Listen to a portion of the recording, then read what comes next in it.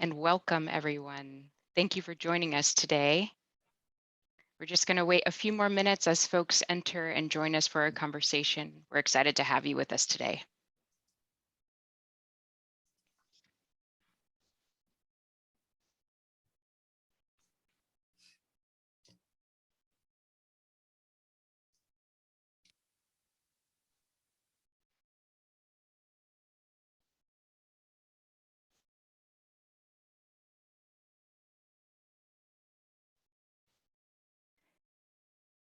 Good morning as folks continue to join. Just like to remind everyone that we have two options for you all interacting with us this morning. One in the chat, which everyone else can see, all participants can see, and then the question and answer option. So as we go throughout our conversation, if you have specific questions for our panelists, please feel free to add them to the Q&A, and we will do our best to consolidate or bring them to our panelists during this conversation.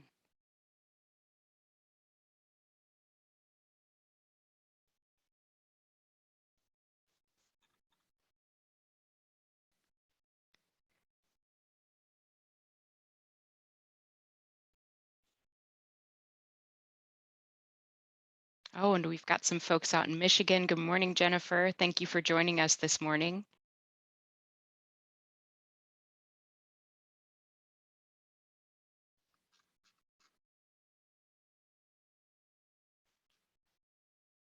It's good to see some familiar names and icons. I won't say faces, but we know who you guys are for joining us this morning.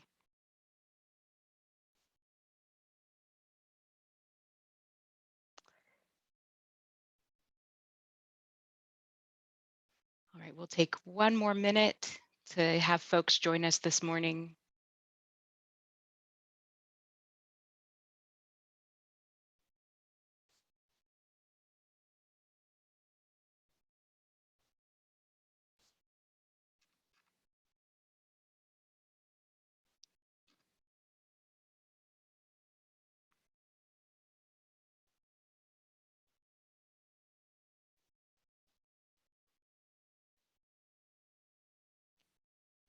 All right. Well, we'll go ahead and get started this morning. We want to make sure that we have enough time for our panelists and to answer all of your questions during this conversation. I'm Jean Deem, the Director of Programs and Operations with Volunteer Fairfax, and I'd like to welcome you to our community conversation on keeping the dream alive, being a drum major for equity and justice. We hope today's session will inspire us to live out Dr. King's dream, not only during this weekend of service, but throughout the year and years to come. In the past few years, Volunteer Fairfax has acted as a convener to discuss this complex topic of racism and justice in our community.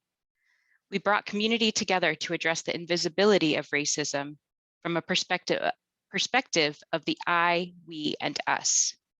We've also discussed how there is no one right way to approach volunteerism in our community through the lens of how our personal biases impact effective civic engagement. And we have hosted continuing conversations on what can volunteer managers do about racism. We have valued this opportunity to learn, reflect, discuss, plan, and act.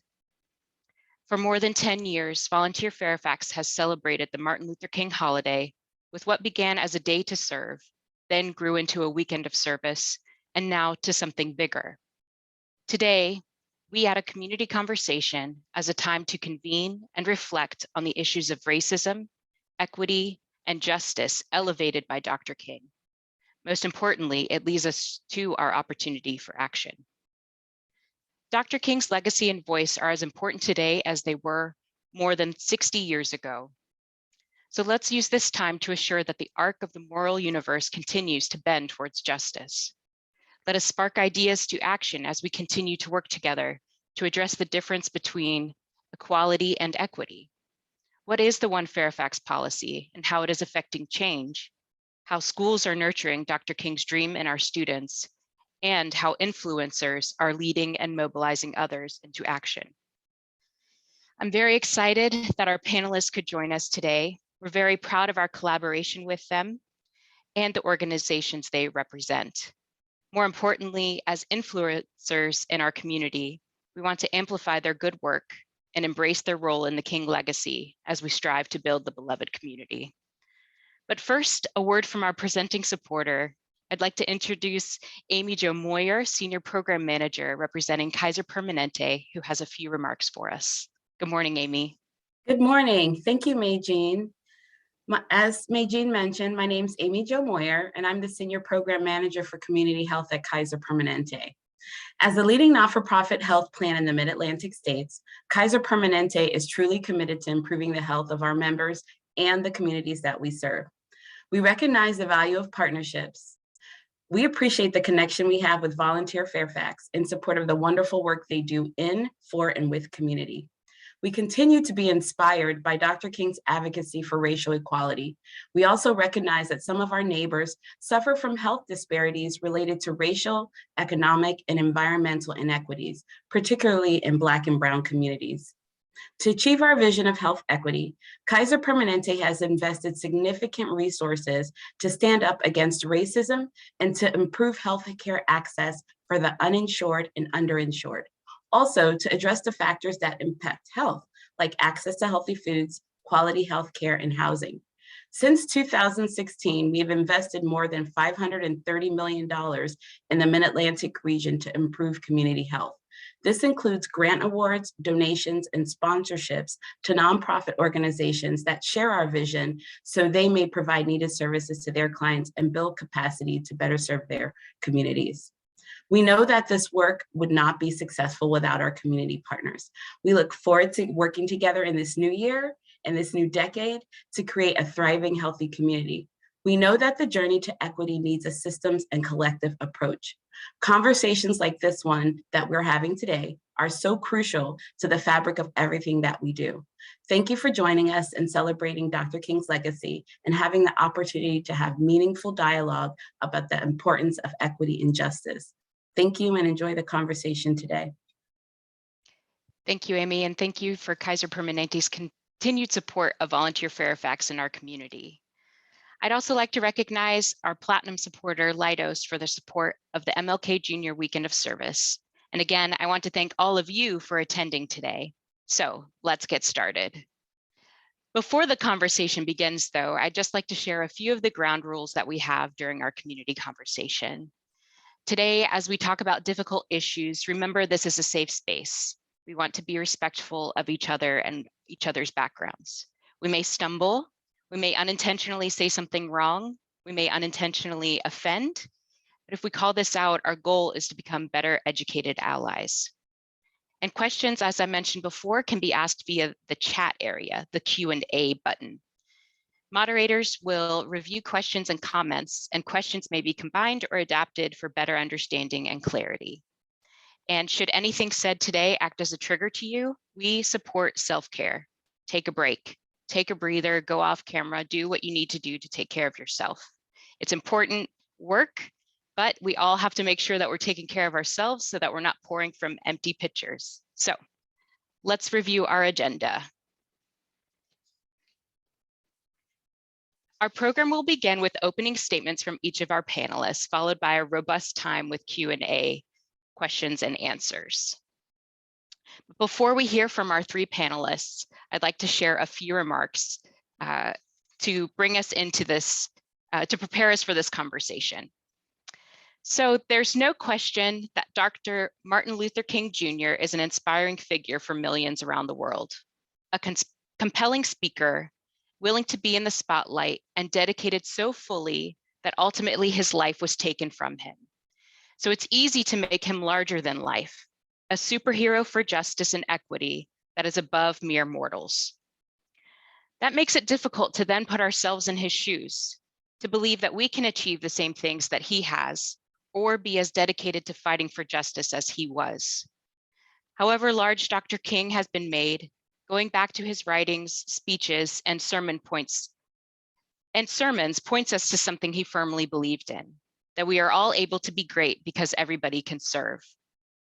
His drum major instinct sermon emphasizes that no matter your upbringing, your background, your means, or your passions, everyone is able to achieve greatness through serving others. He calls us to take the instinct of feeling important and flip it on its head. Instead of focusing on selfish competitive goals, we become drum majors in being first in love, first in moral excellence, and first in generosity in our collective work towards justice and equity for all. It is our privilege today to bring together three remarkable individuals whose own journeys and contributions to our community are bringing to life Dr. King's dream of the beloved community, as they too believe all of us can contribute to building this dream. I'm proud to introduce Dr. Iona Spikes, Director of Equity and Family Engagement with Fairfax County Public Schools, Don Hyman, Project Manager of One Fairfax with Fairfax County Government, and Reverend Dr. Brian Brown, the Senior Pastor at Woodlawn-Faith United Methodist Church. At this time, each panelist will give an opening statement reflecting on the work they're currently engaged in as we strive to be drum majors for equity and justice. Iona, welcome, and thank you for being here with us this morning. Good morning, everyone. Thank you, Meijing, for that introduction and setting the stage for what we're going to do today. I am just humbled and honored to be a part of this conversation and recognize the work that Volunteer Fairfax is doing in the community and supporting the schools. So I always start with sharing kind of like my equity journey. One of the things that I always acknowledge is that it wasn't intentional, right? It was basically based on a situation I found myself in. I had just completed my coursework for my doctorate, and my husband and I were relocating to the DMV area from Georgia. And I had applied for a few systems. I wanted to really launch and begin my administrative career. And so I had applied for a few systems as an assistant principal. So luckily I received several offers, and then I chose one and decided that was the best fit for me. And no sooner than I hung up the phone with HR and accepted the position, my sister called me and she said, "Hey, did you know that the system that you're going to be a new assistant principal in is being sued by the NAACP?" Wait, what? What are you talking about? So sure enough, I looked it up, and they had had a case with the NAACP around unfair practices around over-identification of students of color in special education, inconsistent discipline policies, lack of diversity in hiring and promotional opportunities, and the list kind of went on and on. When I accepted the position, I was placed in a school where I was probably the second staff member of color, and I would venture to say maybe the third administrator of color ever in the school. And so there were a lot of things going on in that particular school around bias motivated behavior, racism, just really some poor treatment of people just depending on who they were. It wasn't necessarily all based on race. Some of it was gender, some of it was cultural, but it was definitely some things going on. It was at that point that I totally switched gears in my dissertation. Initially, I was going to focus on just like the basics of school culture, but I realized that this was an opportunity for me to kind of take a deeper dive and do some deeper work. As I began doing some research and really learning the community, I happened upon an organization called the National Coalition Building Institute that's based out of DC. And they have been doing some great work in the community around recognizing diversity and really making sure that they just affirm people in with whatever space they were in. And so from that, we launched a Welcoming Diversity program, and I was able to really, I believe, impact those students and those families that were in that school community. It was during this work that I think I realized how complex the idea of identity was. And it's really about what you can see versus what you can't see, right? In the most simplest term. And for me, what I think connected people the most is what you can't see, right? So surely we are, we see race, we see gender, we see sometimes different aspects of religion, but it's those connections about being the youngest sibling or coming from a big family or having certain cultural traditions that people share that really bring people together. And so that's what my work has really been about. And as I moved from one system to another and I became a principal in the inner city, I realized that that identity, what I could see, most of my students were the same on the outside, what was visible, but what their needs were, what their challenges were, what their assets was all different. And so we began a campaign around removing obstacles and creating opportunities, right? It was on us as educators to really figure out what our students needed, what our families needed in order to create these equitable opportunities. And so as I moved to different places, even working abroad in the United Arab Emirates, guess what? This whole idea of equity and identity is still remain consistent, because even if I was in an Arab country and I was in a culture that was based on Islamic principles and cultures, there were still some differences and specific needs within that community. And so everywhere I guess my message today is about what you see on the surface is not all there is to a person. And as educators, and just as a humanitarian, I believe that it's my job, my duty, and my responsibility to find out what that thing is. What is that asset? What is that challenge? What is that opportunity? So I can ensure that I am finding it, identifying it, affirming it, and most importantly, nurturing it. So coming full circle, I ended up in FCPS. And I will tell anyone who will listen that I feel like I have my dream job.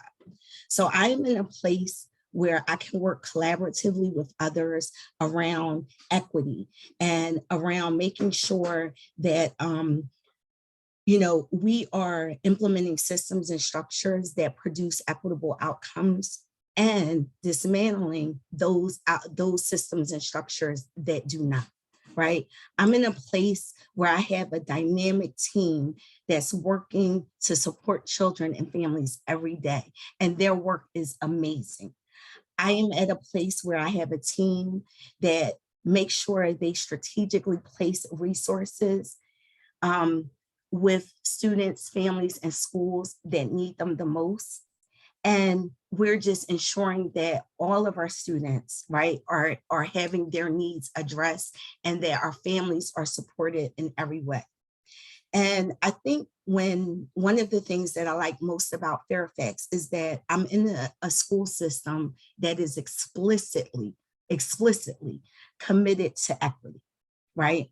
And we are making sure that our people are armed with the tools, the resources, and everything they need to make sure that our students have access and opportunity to live in their greatness. And for that, I am internally grateful. I always call myself an ambassador for equity and an advocate for children and families. And so I try to work hard to make sure that I am at the table, that I am present, that I am proactive, that I am definitely active in order to make sure that I'm doing all that I can. And so I'm going to leave you with my favorite quote from Dr. Martin Luther King. He says that intelligence plus character, that is the true goal of education. And so it is our job and our responsibility as the ambassadors of equity and education in Fairfax County Public Schools to make sure that we support the growth and development of each and every one of our students so that they can live in their greatness. Thank you again, and I'm so excited to be here. Thank you, Iona, and thank you for sharing your journey to equity work and for your dedication to showing our connections and assets that we have together, being a nurturing and affirming presence in systems that can often be doing harm or making sure that folks aren't reaching those potentials. So we thank you for being here with us today and for sharing the work that you're doing. I'd now like to introduce Dawn Hyman to share her remarks. Good morning, Dawn. Thank you so much, Jean, and thank you, Volunteer Fairfax, for creating a space to hold this conversation. Good morning, everyone. Happy Friday Eve. I'm Dawn Hyman, representing Fairfax County government, and I'm currently occupying the ancestral, traditional, contemporary lands of the Manahoac and the Dogue tribe, whose villages occupy the south bank of the Potomac River in what is now Fairfax County. I pay respect to all Indigenous people, past, present, and future, and their continued presence on their homeland and diaspora. I pay homage to the minds, bodies, and souls of those stolen from Africa, placed in bondage, referred to as slaves, who never submitted and were always fully human. I honor and pay respect to all Black people, past, present, and future, and their continued presence in this country and across the diaspora.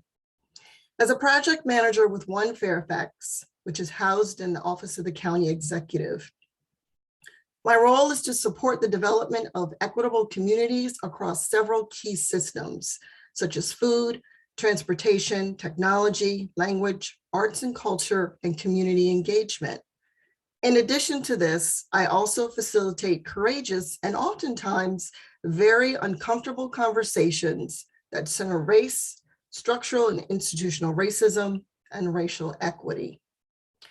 For those of you not familiar with One Fairfax, it is a racial and social equity policy adopted by the Fairfax County Board of Supervisors and the Fairfax County Public Schools School Board that commits the county and the schools to consider equity when making policies and decisions, developing and delivering programs and services, and collecting, analyzing, and reporting out data. It is not an initiative, it's not a program, it's not a plan, it's not a project. It's a way to think about and approach governance and county management.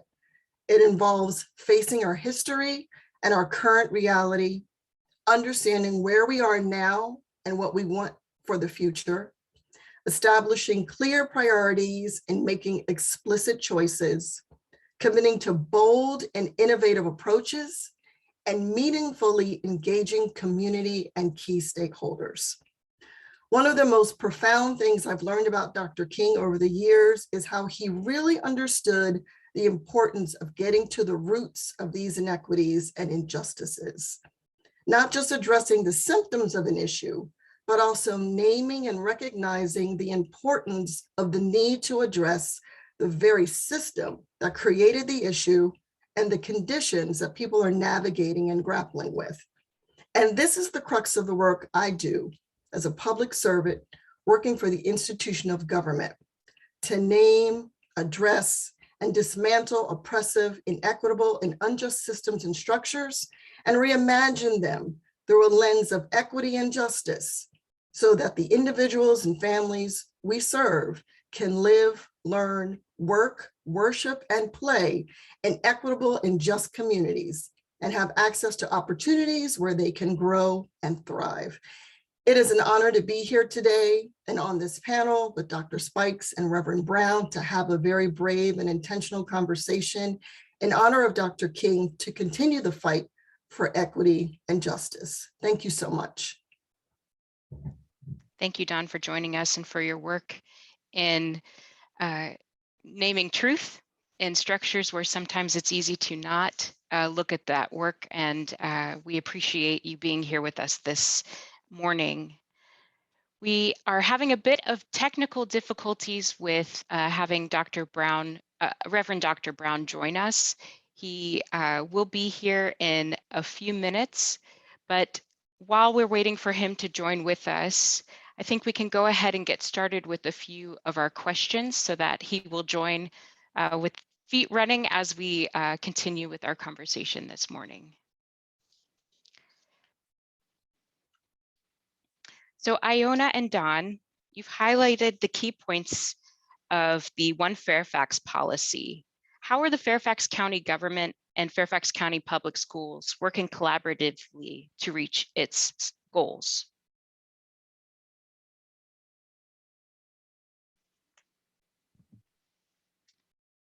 So one Fairfax and a few other county agencies and Fairfax County Public Schools are currently working together on an effort that highlights the Black African American experience in Fairfax County. And part of this effort entails collecting narratives, both oral and written, of the Black African American experience in the county, which will then support and enhance project-based learning at the schools. It will also help to build a racial historical timeline and increase the visibility of Black African American contributions to the county. This effort actually aligns with some of the things I just talked about in our One Fairfax policy around facing our history and our current reality.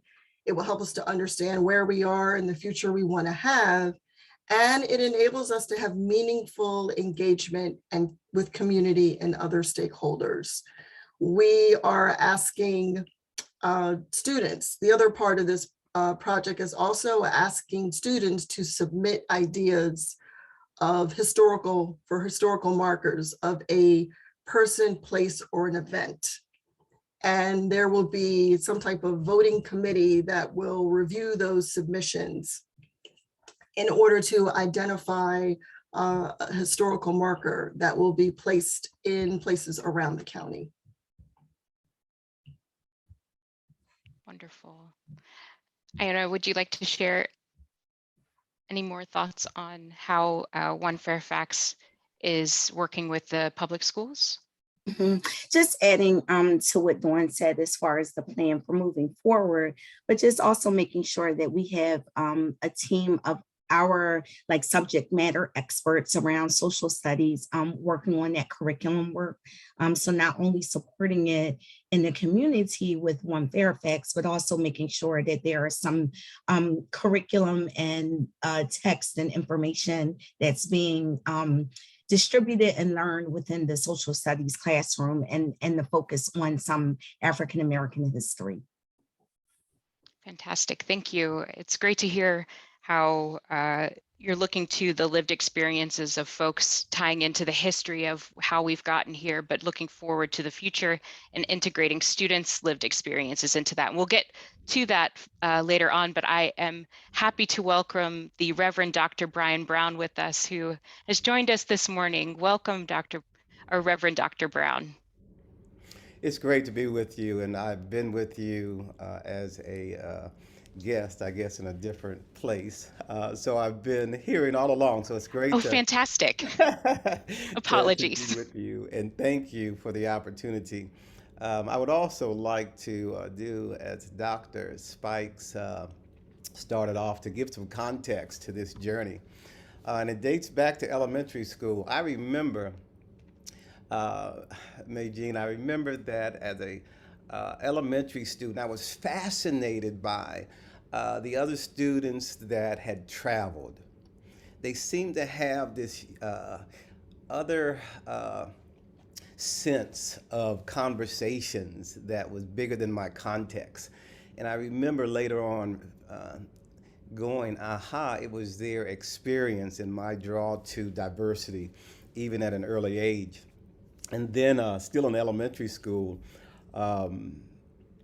playing for a baseball team, the only African American on the team. And after the game, actually the only African American on my team, and there were none on the other team. And the shortstop said to me, I played second base. He said, he made some racial comments about I played pretty good for who I was, and bluntly for a nigger. And I remember at the time, it was as if the universe stood still and said, what shall you do? And I remember noticing a difference between what could be a reaction and a response. Even at an early age, it was amazing to reflect on and to still have that moment in time. and to realize that I could be right and wrong at the same time, right? I could perpetuate unconsciousness as to my response, or I could be part of transforming the world, even with this one act. And so that just began a journey. Fast forward to high school, I experienced what I call an awakening of a larger reality of my existence. And I shared with my white football friend there. I said, Eugene, we're here for a purpose. He said, well, great, man, come to my church and tell our folks about it. And this was an all-white congregation. And so I began preaching out of my context, right? And nobody was responding. And I was used to a call response rhythm out of my context. And then I got a little louder. I said, maybe they can't hear me. And that didn't work. So I began sweating. And I remember having two conversations, one with the congregation, this Presbyterian congregation, and one with God. And the one with God was, God, I thought you called me to this. And the one with the congregation was on script. So my heart was with God, my head was with the script. And in a invisible sense, if you will, something that couldn't meet the eye, there was the presence of something saying, you're in worship. It's just a different context. And so that led on to a life filled with a call towards racial reconciliation. Currently, I am the pastor of Woodlawn-Faith, an African-American church, as well as Beyond the Walls ministry, a ministry of young adults seeking to spread good news beyond the walls of the church. And I'm located in the Alexandria district of the Virginia Annual Conference, and work includes reconciling race in worship. Currently, we're doing some projects with other churches because, you know, we say as a church that we've got the good news, and yet we perpetuate racism at 11 a.m. more than anybody else in the country. And so we're involved in saying what's in our hands to show a different message. Also in study, as we study God's word. In the community, we seek to partner with various organizations. I currently am part of our annual conference's committee on cross-racial, cross-cultural appointments. And in that, I do work for our denomination and other entities around resolving conflict that has to do with race in congregations and in various contexts. Other partnerships that we have include partnerships with St. George's. Again, this is a predominantly white congregation where we serve together and feed the homeless and also feed those in need. I'm also the chair of the Appalachian Service Project, which seeks to provide warm housing to Appalachian families. This is a predominantly white organization, and yet they seek to be diverse. And I'm privileged to serve as the chair of diversity on the board of equity and inclusion. We've partnered in the past with Mount Vernon and Dan Stork, the district supervisor, and what a privilege to create collaboration across all kind of different lines, and how we might work together, serve together, and be transforming agents through influence together. Also work with the Gum Springs Civic Association, and some upcoming things, beginning some projects with mentoring with Fairfax County Public School Systems, and we'll begin those conversations with Martha McDonald in the upcoming weeks. So it is a delight to be with you, and sorry for the delay. Thank you. We're just glad that it all worked out, that you're here to join us now right on time. And thank you for sharing your journey to your call and how equity is such a major role in that, and how the circle is being ever widened to include more and more folks in this work. We'd also like to thank you again and congratulate you once again for being one of our Volunteer Service Award Community Champion winners last year. So we are Proud to have you. We have been following you for quite some time now and are just glad that you're able to join us and share more of your experience with our network of folks joined with us today. So now that we've had a bit of time to get acquainted with you all, we'll continue on with our questions, and in about 20 minutes or so, we'll also open up the floor for the questions from the audience. So now that we've heard a little bit about from each of our panelists, feel free to use the Q&A to ask any questions that you might have, and we'll work our best to integrate them into our conversation today. As I mentioned, Volunteer Fairfax has previously discussed the invisibility of racism as I, we, and us conversation at a community conversation in 2021. During that conversation, we examined the importance of our personal journeys, as well as how racial disparities are tied to established systems and communities. Can you address whether there is an invisibility of inequity and injustice at the I, we, and us levels? What does that look like? What does that sound like? This is a question for all of our panelists this morning.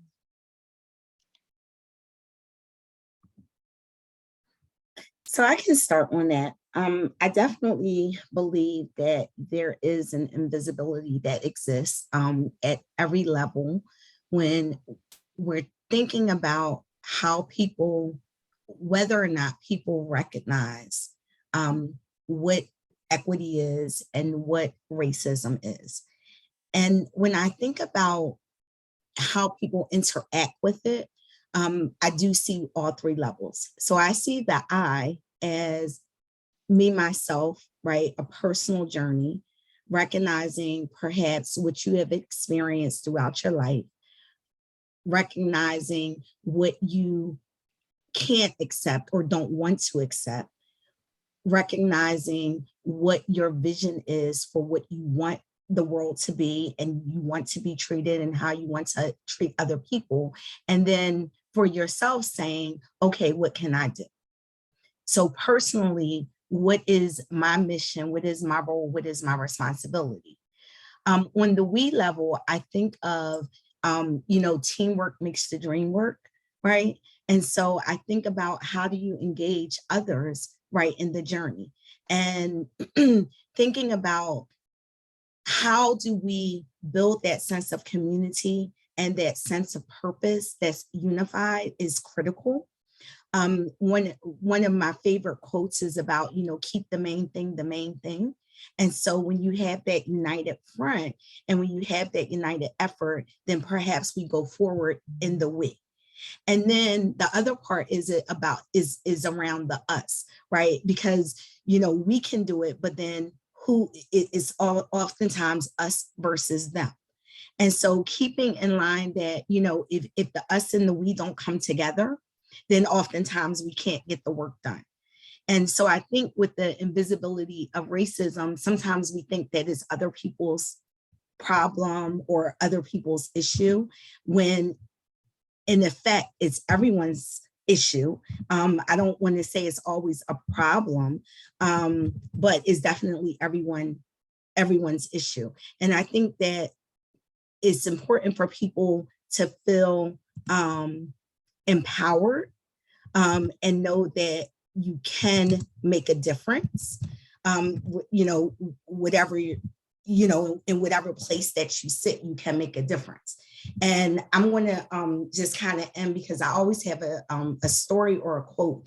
And one of my favorite stories, right, is this story about the 5 people or 4 people. So it's a story about 4 people, right, named everybody, somebody, anybody, nobody. There was an important job that had to be done. And everybody was sure that somebody would do it. Anybody could have done it, but nobody did it. Somebody got angry about that because it was everybody's job. Everybody thought that anybody could do it, but nobody realized that everybody wouldn't do it. So it ended up that everybody blamed somebody when nobody did what anyone could do. And this is what I think about when I think about this I, we, and us. That is everyone's job to make sure that we give every citizen, every person in our community that equal access to opportunity, and people are treated with respect and fairness and being affirmed. And therefore, that puts me in the mind of this I, we, us, invisibility of racism. Thank you, Iona. I appreciate you sharing that and calling us all and reminding us all that it's something that each of us can focus on, bring attention to, and if we see something, to say something, because it's not until we hear from somebody else. It's who knows, someone else might be thinking the same things that you're doing, but unless no one speaks, no one will speak. So Reverend Dr. Brown or Dawn, would you like to also share your thoughts? I'll go ahead and share a few thoughts around the question whether there is, and what does it, if it is an invisibility of inequity and justice, the question of what does it look and sound like. So I'll do that by way of stories. When I was 19, I was in Richmond, Virginia, traveling with my brother-in-law, who's a gastroenterologist, and we were in his car, which was a 911. Well, at that time it was a 944 Porsche, and we were pulled over and asked to go to the back of the car and wait. And so he just officer pulled us to the back, and then he said, "Whose car is this?" So that's what it sounds like in the tone of his voice, and that's what it looks like. We were pulled over for no reason besides there was an African American driving a Porsche. And I remember, you talk about moments where you're called into the presence of something larger than yourselves. At 19, I was extremely or more, let's say, insensitive to larger responses than how I felt like reacting. And I was taught by my brother-in-law, Dr. Horace Jackson, and he smiled with the calmness of a pastor. Now, we're talking about a gastroenterologist. He said, "Brian, it'll be fine." And I'll never will forget that. That's the I, a personal. And if we go on to a we, as we may frame that around work, in the 90s, I served as a hazardous waste manager, account manager. And I was the first African American to receive Account Manager of the Year. And it was a struggle getting there. And I remember at the time being aware that even though I was the first African American to do that in that context, my experience could have easily been attached to racism, and yet God kept calling my attention to something that was larger. And see, that's the challenge of the invisibility of racism. It works both ways. And I had a keen sense that my trek, or being first in this particular company, in this particular office, was it was a dog-eat-dog environment. And so that was more than intriguing to me, how the invisibility of racism can blur the lines when we're just talking the human condition or we're talking racism. And I became fascinated about trying to distinguish the difference. Moving on to the church and what it looks like in the invisibility of injustice and racism.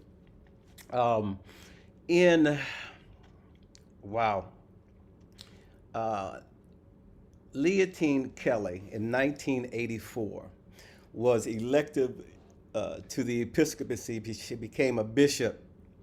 And although she was in the southeastern jurisdiction, she went to the episcopacy through the western jurisdiction. That's because the invisible nature of the southeastern jurisdiction, we knew it would never happen.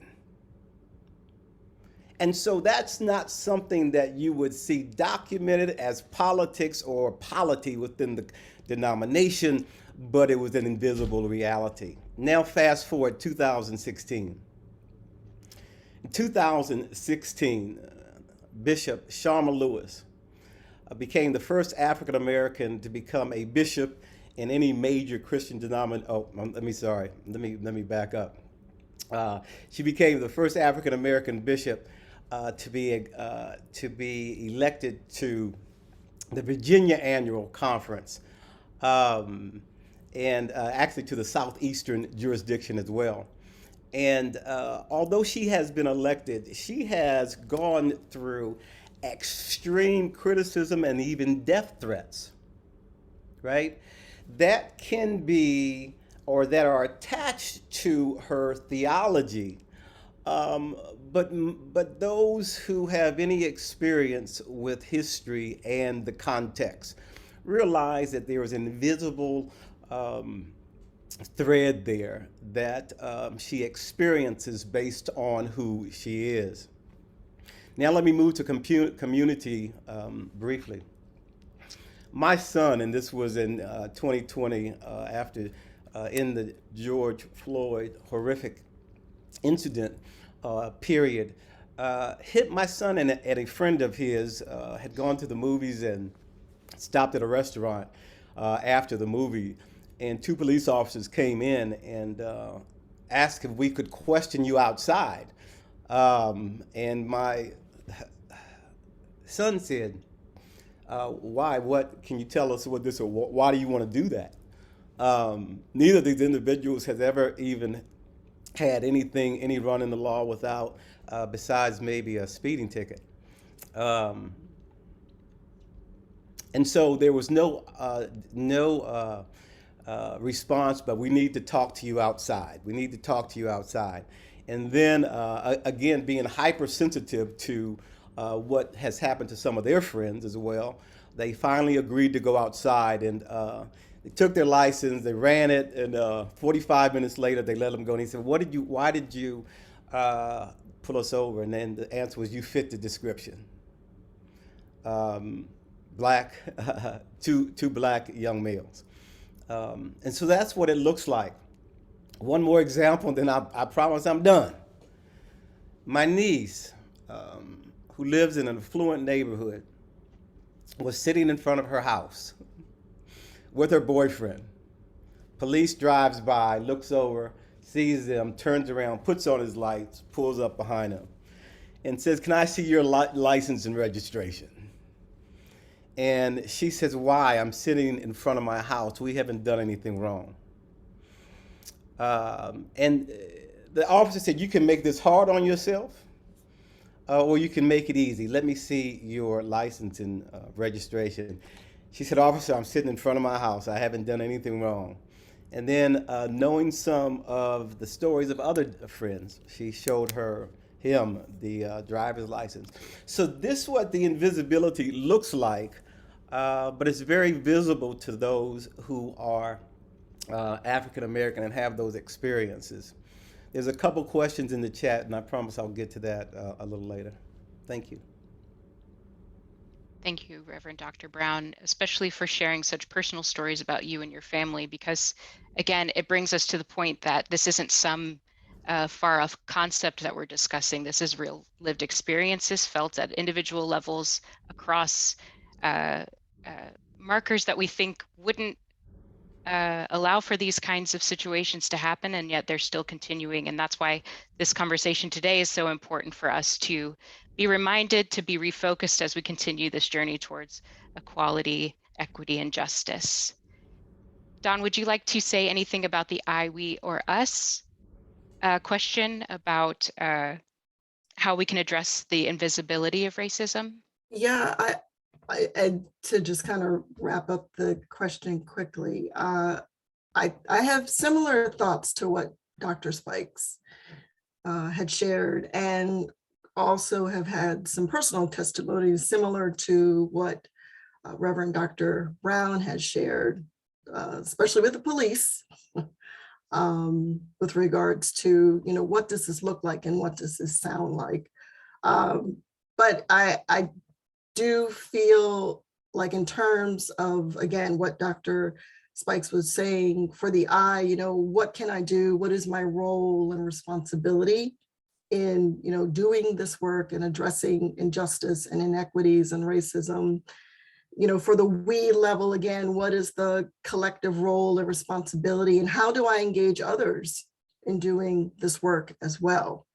And then again, for the us, this work, again, doesn't default or rest on the shoulders of people of color to do this alone, because the system of racism impacts us all, whether it's indirectly or directly. We all have a role and responsibility in doing this work. Thank you for summing that up and making it very clear on how the I, we, and us is affected by the invisibility of racism. I know sometimes in these conversations, there are some of us who are familiar with the terms that we're using, who are used to some of the language that's being used. And so I would just like to pause and have a moment to have a conversation about the distinction between equality and equity, just so we make sure that we're all on the same page. And once that's been discussed, what would you all say to leaders in our community, and leaders being all of us, because we can all be great in serving towards this goal, who feel they don't have a voice or a role in the conversation? All of you have said that this is something that we all can be engaged in. So what would you say to those folks who feel they can't contribute to racism, equity, and justice dialogue? Yeah, I'll start with this one. So for the Fairfax County government, One Fairfax, we define equality as sameness and equity as fairness. Recognizing, in terms of equity, recognizing that we want to ensure that people get what they need where they are, because situations and needs are different across people. And so while there are some aspects of equality that are important in terms of sameness, we, with the county, are looking at results and outcomes. In terms of your question regarding what to say to leaders in the community who feel that they don't have a voice or role in this conversation, I'm chuckling because I'm thinking about something my husband always says to me, which is, don't answer a question with a question. So for the purposes of this question, I'm going to ignore him and I'm going to respond with a question. And that would be to ask community leaders, why do they feel that they don't have a voice? I recently read somewhere that we are trained to answer questions, but not ask them. And sometimes we give advice without fully knowing or understanding what the real issue or concern is. So giving these leaders an opportunity to voice why they feel they don't have a voice, in actuality, gives them an opportunity or confirms that they do have a voice. And then based on what's captured from getting to the roots or the whys of their feelings and concerns, I feel like I can then offer and provide strategies, solutions, guidance, resources to help build their capacity to elevate their voices. In addition to that, I think it's also important to help them understand that systems and structures and institutions have created conditions and environments that tell them or make them believe that they don't have a voice, when in fact they do. I remember having to do this through an internship I did with the Children's Defense Fund many moons ago, where I was working with youth in Greensboro, North Carolina, who were grappling with racial and religious violence. And they too felt like they didn't have a voice, or that people didn't want to listen to what they were grappling with. And so as an intern, myself, some other interns, we also had befriended students at North Carolina A&T. We did various things to kind of build their capacity and empower them so that they felt confident to speak up and speak out to various audiences on, the issue of racial and religious violence that they were dealing with. And in speaking their truth, in ways that people will want to listen, understand, support, and help them take action. So again, I think it's important to get to the root as to why people feel the way they do. And then based on that, figure out strategies, resources, and ways to help build that capacity. And again, also helping them to understand that they've been, in some instances, and in many cases, particularly with people of color, have been conditioned to believe that they don't have a voice, that they don't matter, and yet they do. Thank you, Dawn, for bringing some clarification to the equality and equity, giving us a lens on how to understand the nuances there, and also to, I think going back to Dr. Spikes's story about the everybody, somebody, anybody, nobody, that again, and to our ground rules, we might mess up, we might be unaware of our own biases just right now, but speaking up, making that first step is more important than deciding whether or not you have a right to speak about something. Yeah, and I just want to quickly add one more thing. And some of the things that I say when I'm facilitating these courageous and yet uncomfortable conversations is to let people know that, this work is not about being right, but it's about getting it right. And part of getting it right is taking a chance, is taking a risk, and being on this journey. This is a lifelong learning journey. I am not going to get things right, the first time. So I use mistakes as opportunities for growth and development so that the next time I'm in a similar situation, I know what to do. We say with One Fairfax, when you know better, you do better. And so I think that in helping community leaders understand that, I think also helps to support and help them understand that they do have voice and that their voice does matter. Great. Thank you, Dawn. Dr. Spikes, would you like to elaborate more on the distinction between equality or equity, or address the concerns of leaders not feeling like they have the right to speak? So I think Dawn, I know Dawn basically articulated it perfectly around the difference between everyone getting the same and or providing people specifically with what they need. And so I'm going to kind of copy Dawn a little bit in this answering a question with a question, because I think when people feel as though that they can't do things, we have to start looking at ourselves. So part of the change is changing yourself and thinking about the things, your actions, behaviors, choices, and decisions, and how they impact everyone else, whatever place that you're in, whatever space that you're in. So I would go back and ask people who may not think that they have a place in the conversation, like kind of like Janet Jackson, like, what have you done lately? Right? So like, when's the last time that you actually affirmed someone or something, right? That may be different from you or that you just learned about? When was the last time you were affirming? When was the last time that you were reflective about your practices, your, again, actions, behaviors, choices, and decisions, and thinking about how your identity showed up when you were involved in those things? Thinking about your own bias, your unconscious bias, and how it influences everything that you do. I also would ask, when is the last time that you heard something or saw something and didn't do anything? I think it's like DC, they have this like commercial about if you see something, do something or report it. So that's what I think about this equity work and this race, anti-racism work. Like, if you see something, do something. If you see something, you say something. So it's like our own responsibility around that. And I just going back to what Dawn said, your journey and your voice starts within. And because I am an educator, I'm going to always say that we teach best when we lead by example. And so if I'm making an effort and I'm doing the right things that I know are humane, that I know are affirming, that I know that lift up other people, then hopefully it rubs off on someone.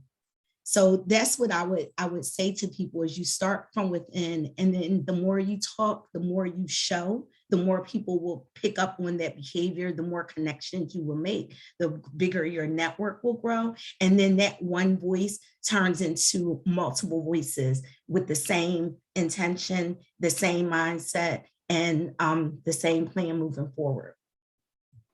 Great. Thank you, Dr. Spikes. And again, reminding us that there isn't a one way to finding a resolution, that it comes from doing work, it comes from being vulnerable, and that there isn't just a, if we did A, then B would happen.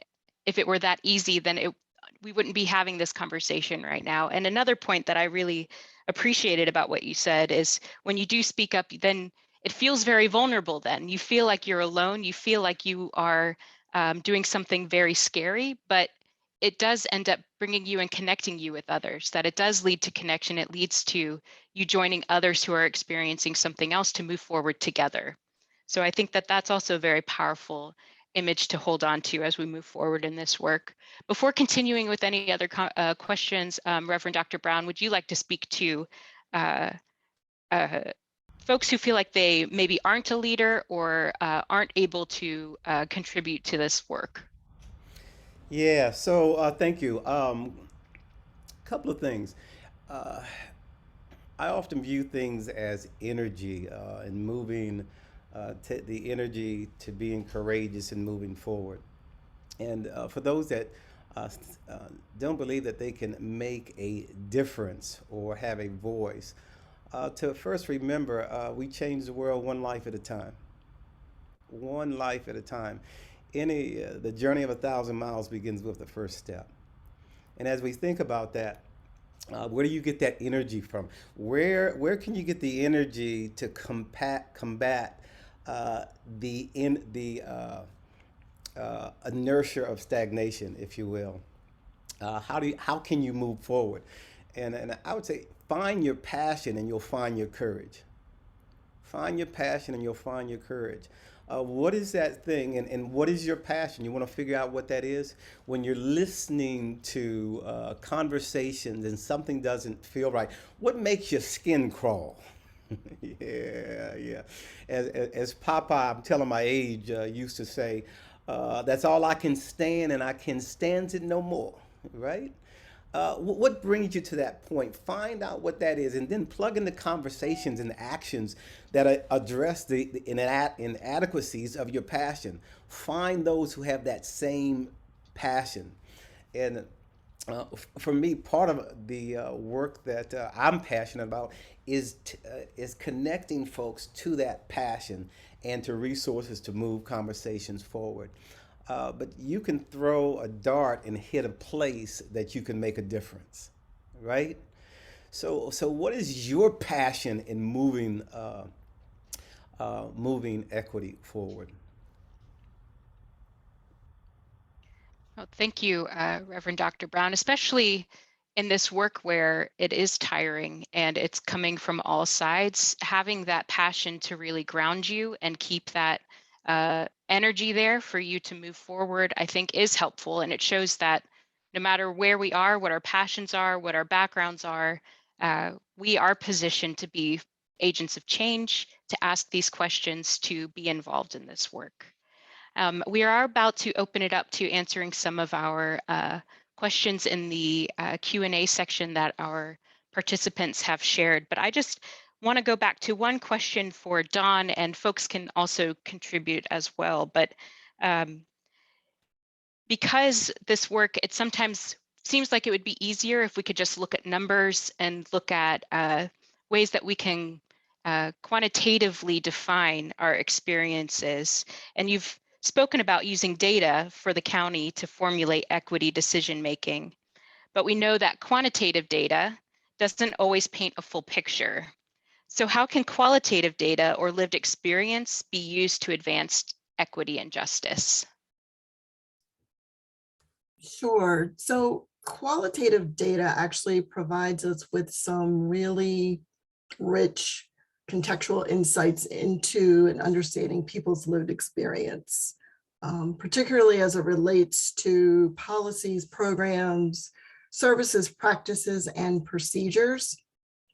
And when it comes to advancing equity with regards to policy and programming, qualitative data can be used to better understand how and why a given program may or may not work as it was intended to, or as it was designed, and also for whom, as well as how it can improve, how it can be improved from the lens of those who are participating in that program or the recipients of that particular policy.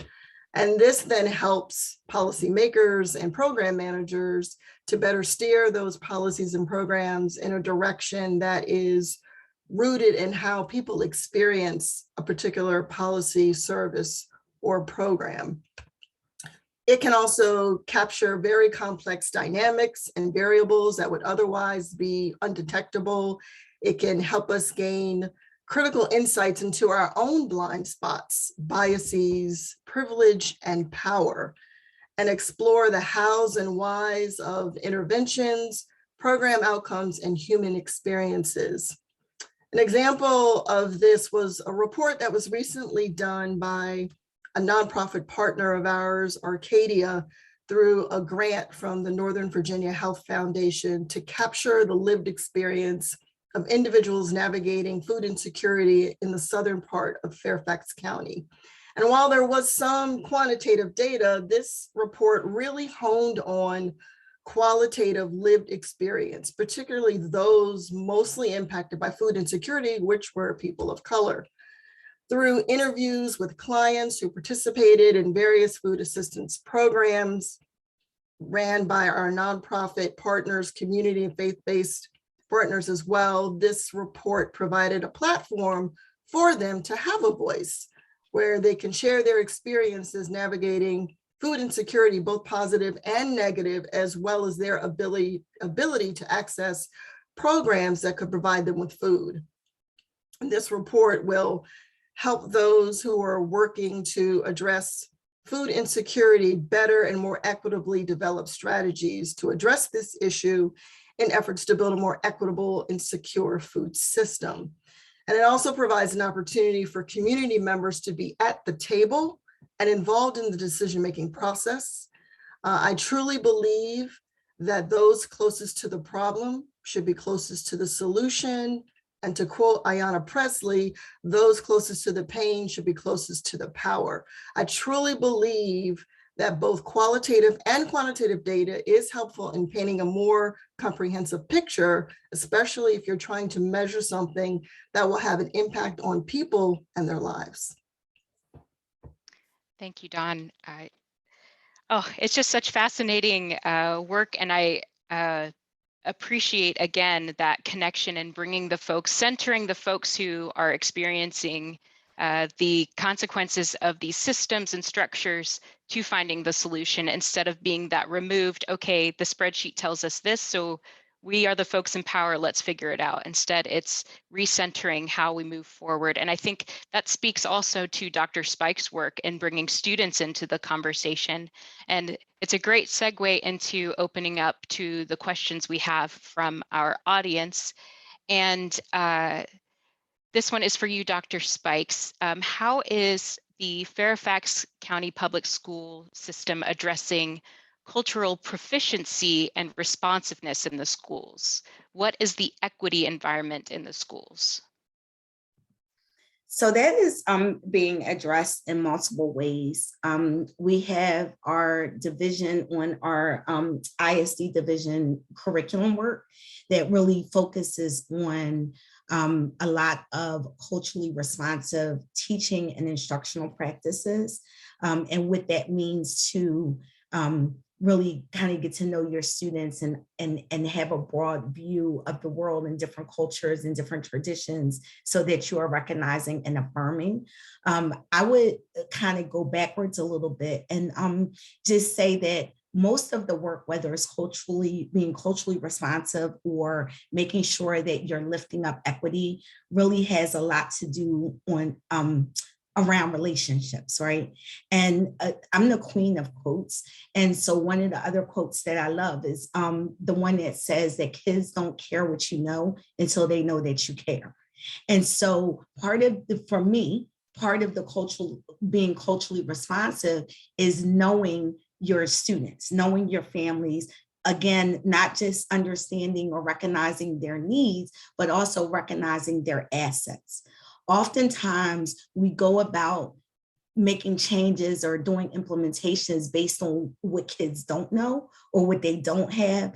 But oftentimes we miss the mark when saying, okay, what do they have? How do we grow and build from that, right? Because anything can be grown, anything can be nurtured and enhanced. So I think part of that work is just recognizing that and being open-minded and having a growth mindset that says we're going to take whatever we have and we're going to make it great. Right. And so and then coupled with that, so we're not talking about like the curriculum part, but we're also doing work in leadership development on recognizing and understand what it means to be a culturally responsive leader and creating that inclusive environment in your schools. So we work with principals around that as well.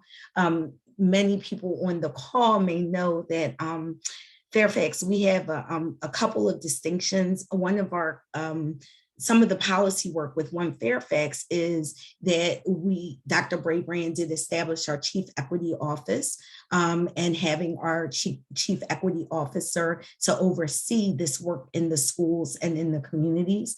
And so one of the things that we have in place is we have a dedicated equity and culturally responsive team, and they do a lot of work with the schools and supporting the schools with community work around equity and cultural responsiveness.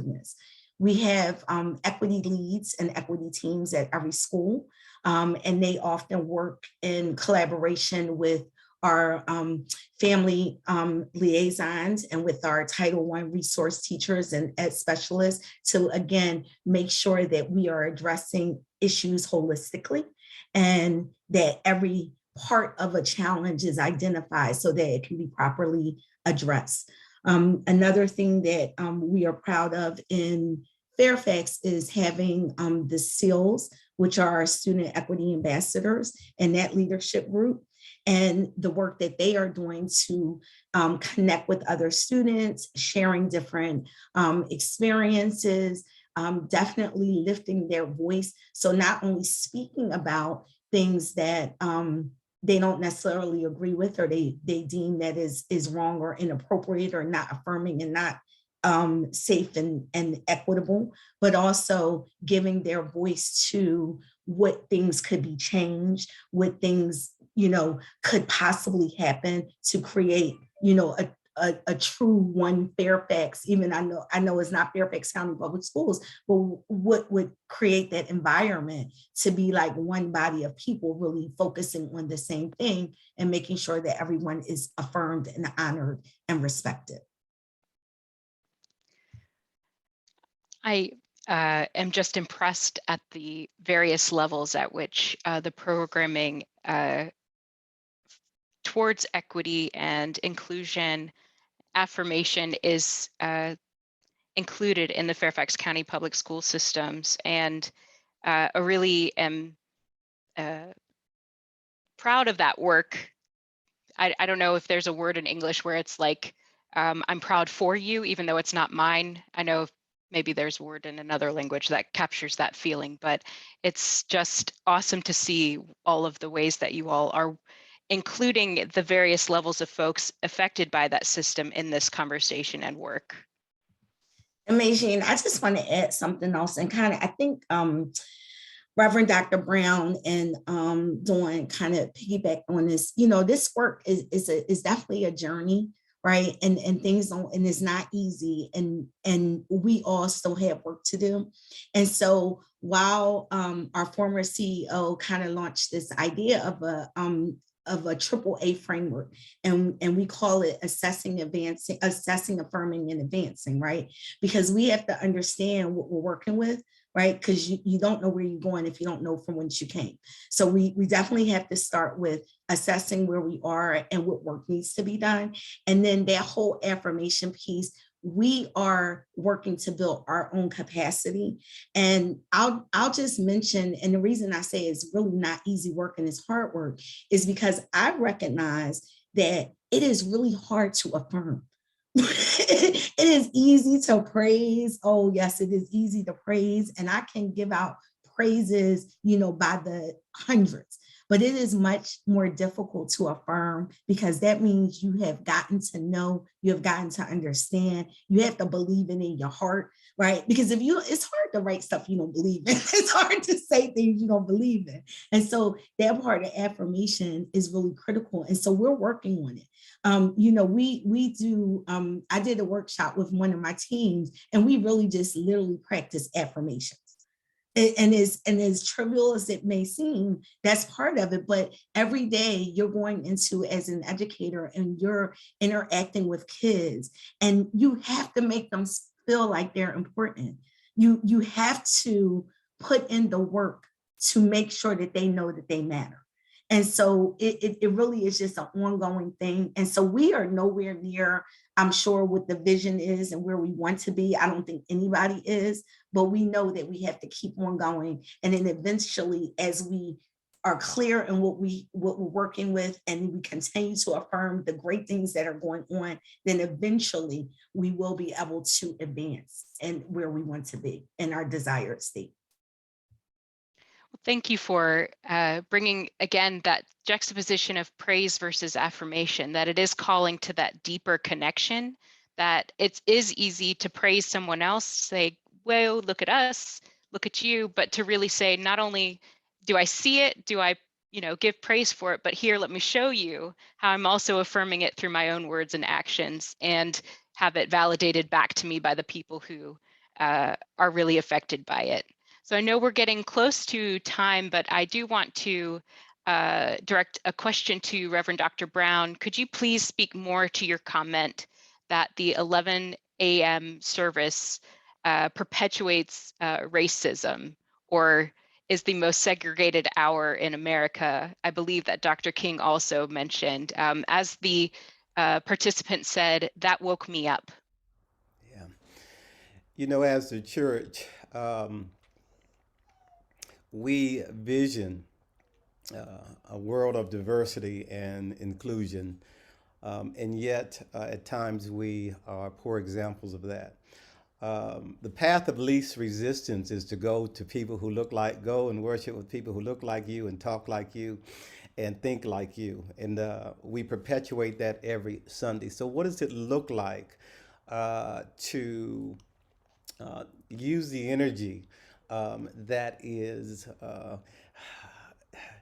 will be met with some resistance? At the end of the day, when we think about what will break down walls, what will break down political walls, what will break down walls of socioeconomic differences, it comes down to, again, education, and education comes often through being in relationship with one another. One example, and I'm an educator at heart as well. Back in 2015, in March, I was superintendent for the West Ohio Conference. Over 100 churches, had about 120. And what we did, we sponsored 2 buses to go to the 50th anniversary of Bloody Sunday in Selma, Montgomery.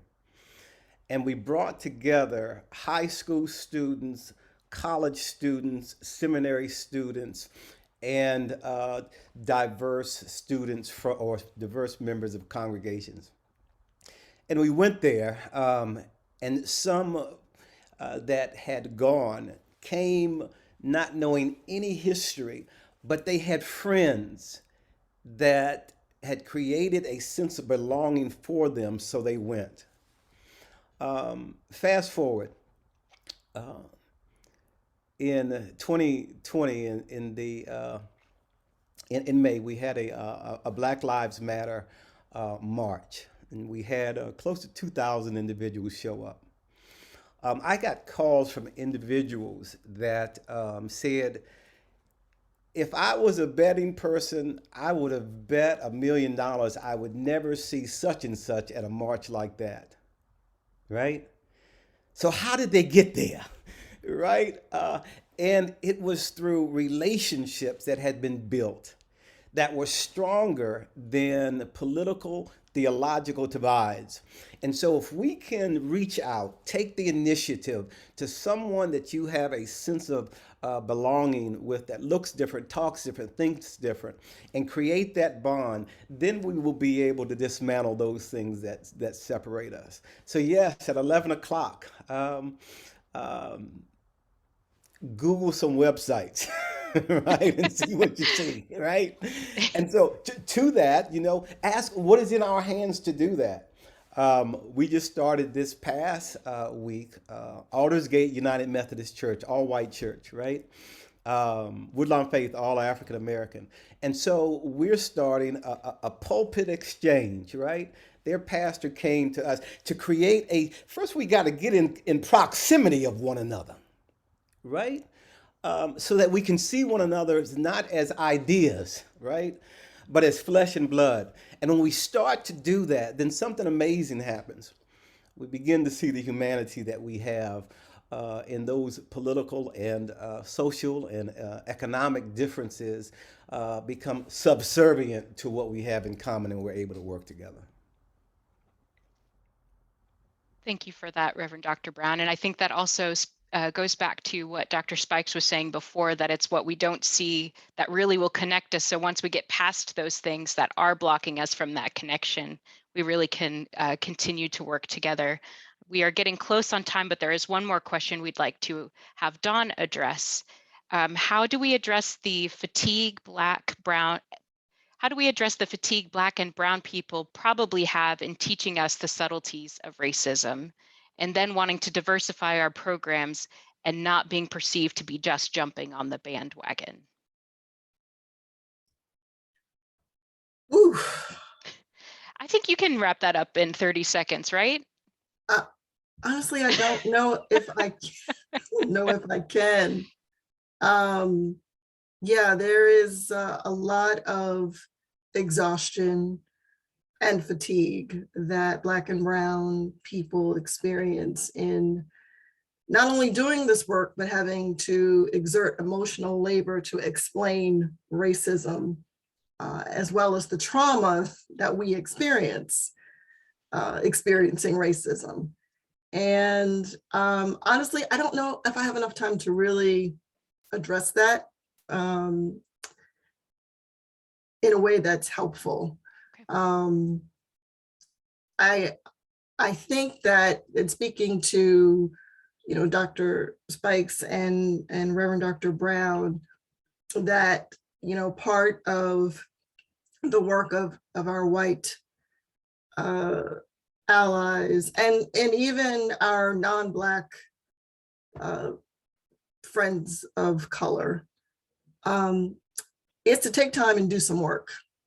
And what I mean by that is, again, this is a journey that you're going to embark on, a life learning journey. It's not a destination. It's not a check the box exercise, right? You've got to do some work. As Reverend Dr. Brown said, Google is your friend, right? Google is your friend. There are lots of books and resources out there for you to learn, to read up on. And if you're truly interested in engaging and learning, I would say to do that first before asking a lot of questions. Because again, that places the onus and responsibility on Black and brown people to educate. And I say, I have boundaries when it comes to people asking me questions. I know people are curious, but if the questions keep going on and on and on, it just feels like the onus is on me to educate you, which then leads to you feeling privileged enough to come to me and say, well, I don't have to do any work because Dawn is going to answer the questions and Dawn's going to educate me, or Dr. Spikes is going to educate me, or Reverend Dr. Brown is going to educate me. So I don't have to do any work on my own because they're going to do the work for me. So I would truly ask that people just take the time to do some work, their own research, their own reading, and then, formulate and begin a question or a conversation about this. Because then it says to us, Black and brown people, that, hey, you've been doing some work, and that you're not putting the burden on our shoulders to educate you. So I hope that was helpful. I think it is, especially showing again that this isn't a Black or brown issue. It's an issue that all of us are convicted by, that we need to be the folks who are working towards finding solutions, taking the burden off of our friends of color, and that it isn't something that again, should just be placed on one group of people, that it does take investment from everyone involved. And it goes back to feeling like you can be a part of the conversation. Start by doing research. You have the right to be looking through articles and literature and podcasts about these topics where it is in a contained space, and you're not just going to your friend and saying, hey, tell me about how exhausting it is. So thank you for indulging us and also leading us into our wrap up, because what we would like for each of us, and again, apologies to all of the folks who have asked some really great questions, and we can see maybe if the panelists can respond to them there. But it also shows that there is an appetite for this kind of conversation, and there is the space necessary for folks who are doing the work to come together, to connect, to learn more and to do more. So I would just like to ask, and Dawn, I know you've said for folks to educate yourselves, to ask the Reverend Dr. Brown and Dr. Spikes to share with our audience any call to action items, takeaways, or reflection points for our audience.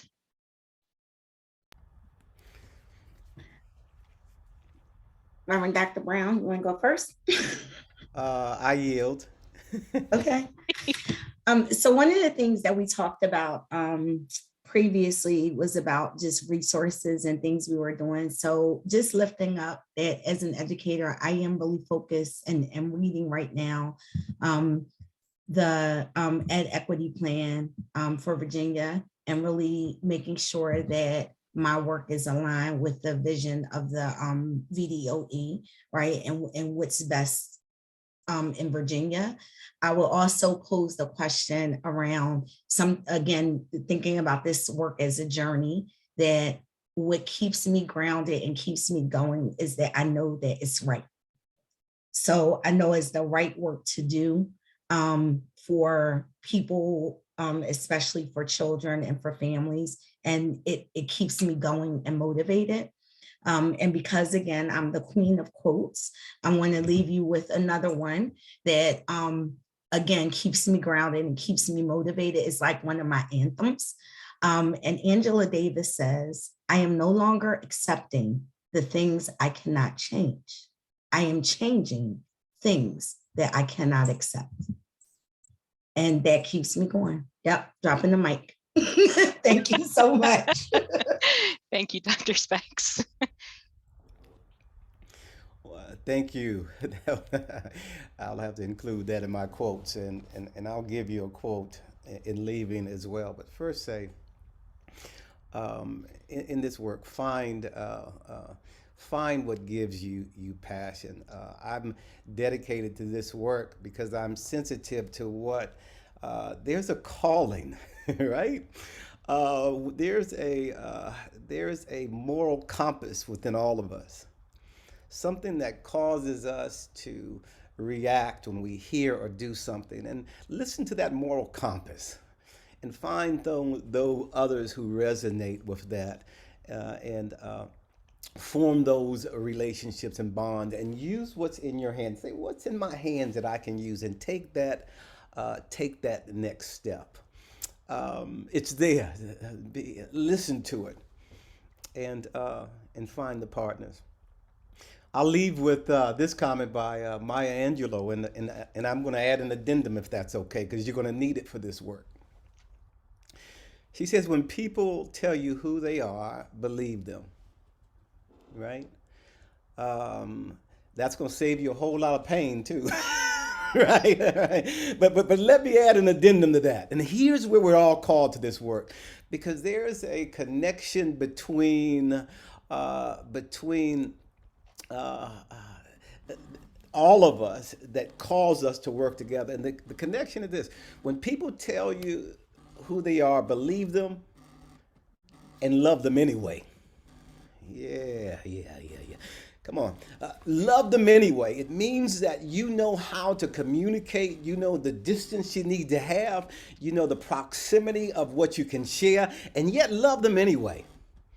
And when we get that posture, we'll be able to start seeing what we will start becoming part of something and becoming aware of something that's much larger than ourselves. Ooh, well, thank you, Reverend Dr. Brown, Dr. Spikes, and Don for joining us today, and for also, I don't know, the collective goosebumps that just went through the virtual room today of calling us to action. And just want to thank you all for this very rich conversation, and want to thank our supporters, Kaiser Permanente and Leidos, for making this opportunity possible. And remind you all that this is just the beginning of our Martin Luther King Jr. Weekend of Service, that we have some opportunities for folks to safely volunteer and take what we've done here and continue. We have a resource coming out with Give Together that dives into some of the systems and structures that are affected by racism, equity, and justice. And we also have a Valentine's Challenge to show some support and love to teachers, staff, and administrators within the Fairfax County Public School System, specifically in Title I schools, because of, not just the work that's already being done in schools is difficult enough, but add the pandemic on top of that, and that support and encouragement is greatly needed. And I'd just like to remind folks we'll have an evaluation at the end of the when the video or the Zoom call ends. So please let us know how this conversation was, what it meant to you, any improvements that you might have. And we'll leave you all with a few more quotes to give you that courage and encouragement and affirmation to continue. As Maya Angelou said, do the best you can until you know better. And when you know better, do better. And if it hasn't been clear enough, as Martin Luther King Jr. said, everybody can be great because anybody can serve. You only need a heart full of grace and a soul generated by love. So thank you all for joining us today, and we look forward to many more conversations as we move forward and continue to create these connections and show that we are working towards a better world, towards that beloved community of Dr. King's dream. So thank you all for joining us. Thank you, Don, Reverend Dr. Brown, and Dr. Spikes. And we look forward to the continued work together. Stay safe and well, everyone. Thank you. Thank you. Thank you all.